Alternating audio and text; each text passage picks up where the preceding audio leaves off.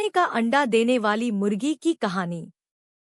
एक गांव में एक किसान अपनी पत्नी के साथ रहता था।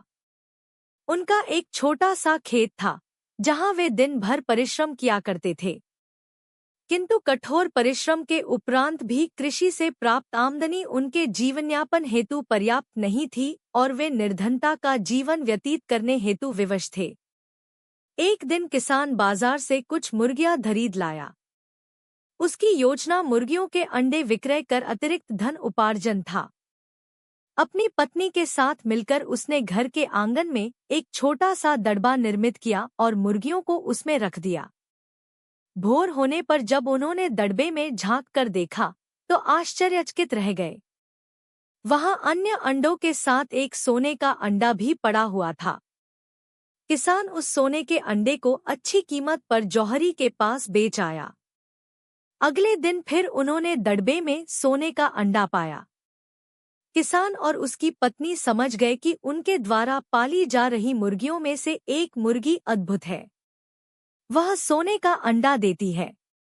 एक रात पहरेदारी कर वे सोने का अंडा देने वाली मुर्गी को पहचान गए। उसके बाद से वे उसका खास ख्याल रखने लगे। उस मुर्गी से उन्हें रोज सोने का अंडा मिलने लगा। उन अंडों को बेचकर किसान कुछ ही महीनों में धनवान हो गया।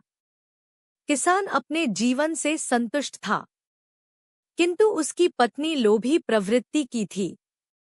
एक दिन वह किसान से बोली, आखिर कब तक हम रोज एक ही सोने का अंडा प्राप्त करते रहेंगे?